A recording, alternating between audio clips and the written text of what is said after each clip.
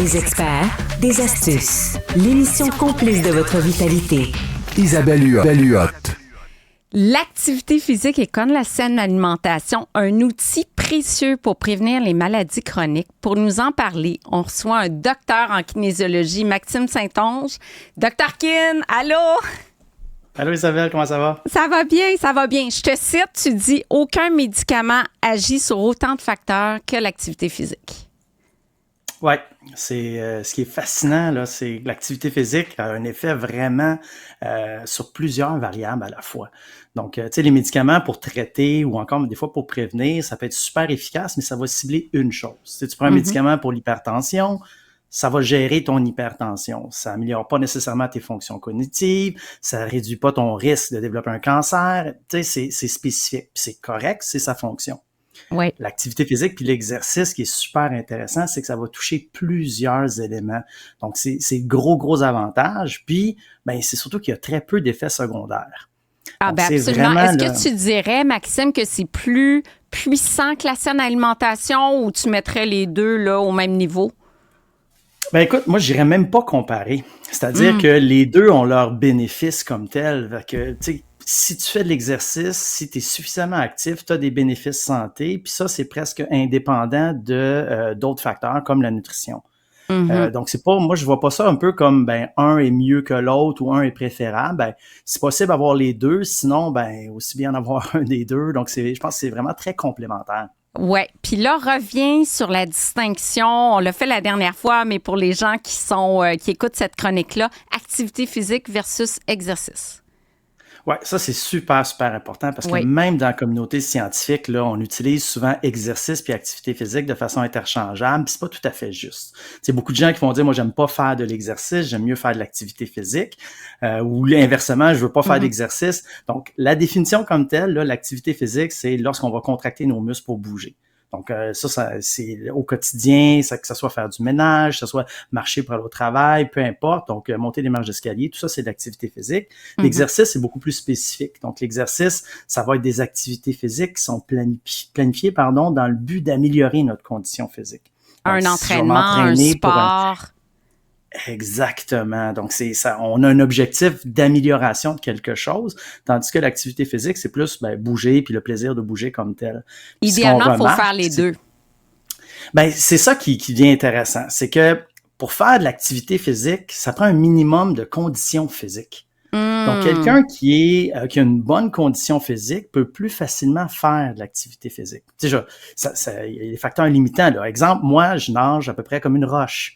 Donc, moi, aller faire de la natation, c'est pas une activité physique que je peux faire. Je peux pas aller me baigner pour le plaisir parce qu'il y a rien de plaisant parce que je coule. Ah oui. Donc, là, ben. J'aimerais ça te voir dans une piscine. Ouais. Ah, je suis pas sûr. Donc, c'est un peu la même chose avec la condition physique. C'est-à-dire, si moi, je suis pas assez en forme pour faire du jogging, ben, c'est sûr que je pourrais pas aller faire du jogging pour le plaisir parce que j'ai pas la forme. Non, c'est ça. Puis avec José Lavigueur, on parlait de l'importance du plaisir pour bouger davantage. Si on n'a pas de plaisir, oublie ça. Mais je veux que tu me parles aussi de l'effet spécifique, l'effet systémique. Tu dis que l'activité physique, l'exercice agit sur les deux volets.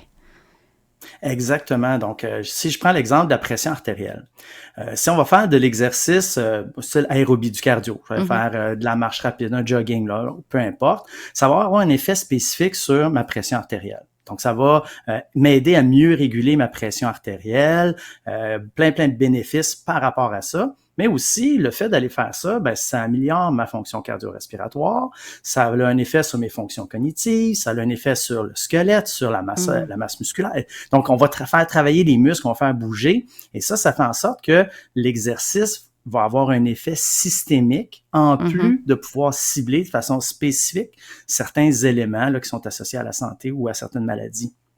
Puis, est-ce que les bénéfices sont aussi importants en prévention primaire, donc on n'a pas de problème de santé, qu'en prévention secondaire? Hein? J'ai eu un accident cardiovasculaire, là, je suis en prévention secondaire.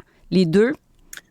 Ouais, les deux, puis c'est ça qui est fascinant avec l'exercice comme tel, puis aussi je vais inclure l'activité physique là-dedans parce que ça va avoir des bienfaits là. Donc dans l'ensemble, ce qu'on remarque, c'est que quelqu'un qui a souffert d'une pathologie versus quelqu'un qui en souffre pas, les deux peuvent bénéficier. Donc, si moi, j'ai jamais eu de problème au niveau des maladies du cœur, le fait de faire de l'activité physique, ça réduit mon risque d'en développer. Mhm. Si j'ai eu le malheur de souffrir d'une maladie de nature cardiovasculaire, le fait de faire de l'activité physique, ben, ça va réduire mon risque de mortalité. Donc, dans les deux cas, asymptomatique, symptomatique, ben, on a des bénéfices associés à la pratique de l'activité physique. Puis, j'aimerais rajouter, tu sais, ça fait longtemps là, qu'on dit que l'exercice, que l'activité physique, c'est bon pour la santé, il faut en faire. Mais c'est tout le temps un peu, moi, j'irais presque dire que du pelletage de nuages. Tu sais, on le dit parce que, ben, oui, c'est vrai, mais ça a vraiment des effets concrets. Oui. Il y a des belles études, par exemple, sur la santé mentale qui ont remarqué que le fait de faire de l'exercice, ça réduit l'ampleur des symptômes et la durée d'une dépression lorsqu'elle est de nature modérée. Tu sais, quand les symptômes sont modérés, les effets, c'est pratiquement la même chose qu'une intervention pharmacologique. C'est incroyable parce que tu n'as pas les effets secondaires. Puis je pense à Karine Champagne avec qui j'ai travaillé à TVA, qui a une dépression, qui s'en est sortie, puis maintenant elle donne des conférences sur le sujet. Avec l'activité physique, elle s'est mise à courir, puis elle a intégré l'exercice dans son quotidien et ça a tout changé.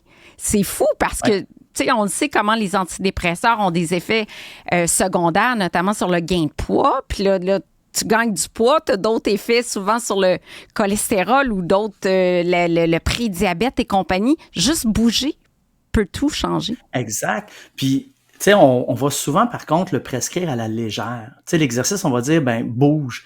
Puis c'est ça le problème. Tu sais, un médecin n'irait pas prescrire des antidépresseurs, ben, prends quelques pilules quand ça va pas. Tu sais, c'est précis. On va dire, ben là, c'est temps, c'est régulier. Mais l'activité physique, c'est un peu la même chose. Il faut respecter certains paramètres. Donc, les conséquences sont moins graves si on respecte plus ou moins. On n'a pas besoin d'être hyper précis, mais quand même, tu sais, on remarque, là, juste aller marcher 25 minutes par jour, prendre le temps, une marche de 25 minutes par jour, ça a des bénéfices considérables qui sont quantifiables sur la santé physique et mentale. Ça, j'aime ça que tu parles de ça parce que c'est gratuit, c'est accessible à tout le monde de marcher. Puis, tu sais, Josée Lavigueur m'en parle souvent aussi à quel point tu peux faire ça partout. Donc, toi, les intervalles de haute intensité, la mode là, de s'entraîner de courte durée là, à très, très haute intensité, est-ce que ça a plus d'impact sur notre santé physique et mentale que marcher? Plus on élève l'intensité d'un effort, plus on augmente les risques d'avoir des effets secondaires. Donc, si, par exemple, moi, j'ai subi un événement cardiovasculaire, un AVC, peu importe, puis après ça, je me mets à faire l'entraînement à haute intensité, il y a un risque de complication un peu plus important. Si je présente des facteurs de risque, également, j'augmente les risques qu'il y ait quelque chose qui se passe moins bien, plus j'augmente l'intensité. Donc, vraiment, l'entraînement à haute intensité, si c'est adapté, si on est rendu là, si on a la condition physique pour le faire, ben oui, c'est un mode d'entraînement qui permet aussi de procurer des bénéfices santé. Son principal avantage, c'est la réduction du temps. Donc, les bénéfices sont similaires à d'autres modes d'entraînement, sauf que ça nous prend un peu moins de temps. Mais tu sais, il n'y a rien qui est gratuit dans la vie. C'est toujours une question de compromis. Compromis. Il y a une raison pourquoi c'est moins long. C'est parce que c'est beaucoup plus intense. Donc, c'est pas, ben, ça va être juste 10 minutes. Ouais, mais c'est pas 10 minutes de marche comme je marche lorsque je fais 30 minutes. Ça va être 10 minutes plus intense. Donc, il y a certains éléments à respecter dans ce temps-là, mais dans l'ensemble, c'est plus de s'activer puis de cibler, entre autres avec l'exercice, à développer certains éléments qui vont être importants. Oui, mais j'aime ça, Dr. Kin, que Maxime, que tu ailles là, parce que Doc Boucher, notre chroniqueur, est toujours bouger régulièrement, mais de faible intensité, moyenne intensité. Donc, il n'est pas pour les super hautes intensités non plus. Vous rejoignez beaucoup dans votre message. Puis, je trouve que ça devient plus accessible. Ben exact. Puis, tu sais, si quelqu'un veut faire de la haute intensité, ben il faut toujours voir qu'est-ce qu'on veut développer avec ça. Pourquoi? Tu sais, c'est ça un entraînement. On veut savoir, ben moi, je vais faire quelque chose. Pourquoi je le fais? Je m'attends à ce que ça donne quoi? Donc, je le fais pas parce qu'on m'a dit de le faire, que c'était bon. Je le fais parce que ben moi, je veux améliorer ma capacité aérobie. Je pense que l'entraînement par intervalle va contribuer à ça. Je peux le faire, donc je vais utiliser ça. Donc, c'est vraiment de choisir qu'est-ce qu'on veut améliorer, qu'est-ce qu'on a besoin. Puis quand on regarde ça, ben, il y a deux éléments principaux très importants. On a la capacité aérobie, donc le cardio qui est important parce que c'est vraiment, vraiment associé là, à l'espérance de vie, à la santé. Puis, ben, il y a la force musculaire aussi. Donc, Oui, c'est deux parle-moi de piliers ça, la importants. force musculaire, parce que Dr Martin Genoux me disait toujours qu'il évaluait vraiment la santé et le risque cardiovasculaire en donnant la main à ses patients. Puis quand il n'y a pas de force de préhension, il dit pas de bon augure là, pour la longévité en bonne santé. Là. Exactement. Puis il faut faire la distinction entre force musculaire et masse musculaire, ce qui n'est Oui. pas nécessairement toujours la même chose. Donc, ce qui est important, la force musculaire, c'est la capacité du muscle à générer de la tension sans nécessairement qu'il soit extrêmement volumineux. Puis pourquoi la force musculaire, ça va être important? Ben, c'est parce que ça nous permet de gérer un poids relativement important qui est le nôtre. Quand je vais descendre des marches d'escalier, j'ai plusieurs fois mon poids sur une seule jambe. Donc, si je veux être capable de les descendre, ces marches-là, sans tomber, il faut que je sois capable, j'ai la force pour gérer cette masse-là. Donc, c'est la même chose au quotidien. Puis même pendant longtemps, au début de mes études, on disait, les personnes âgées, on travaille un peu la capacité aérobie, un peu la force musculaire, on y va tranquille.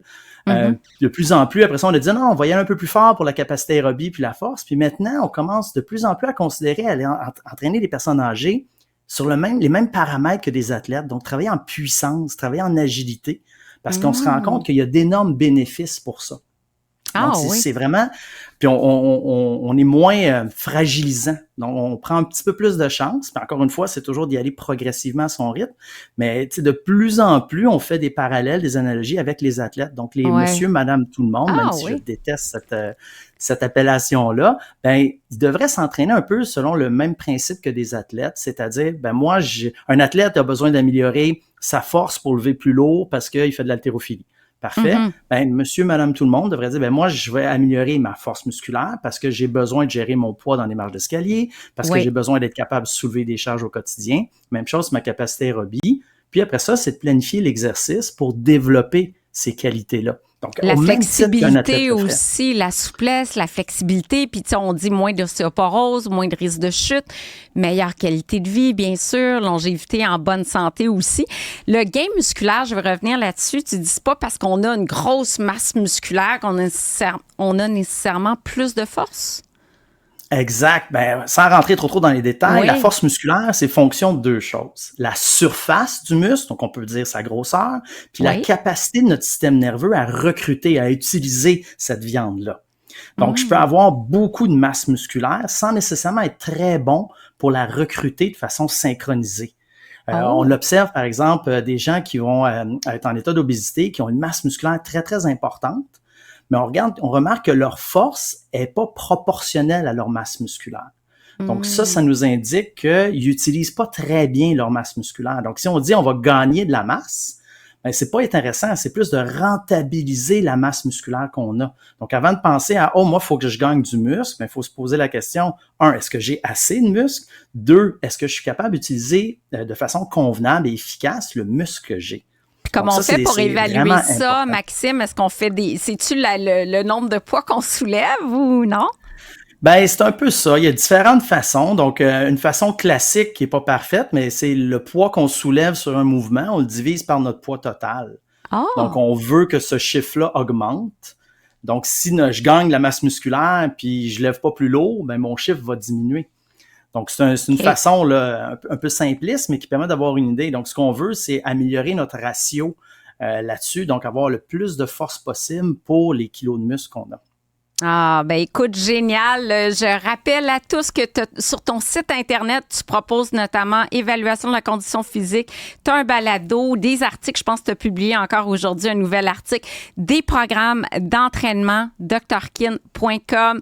Maxime, merci infiniment de ta belle présence. Et puis, écoute, on apprend toujours avec toi. Merci. Merci.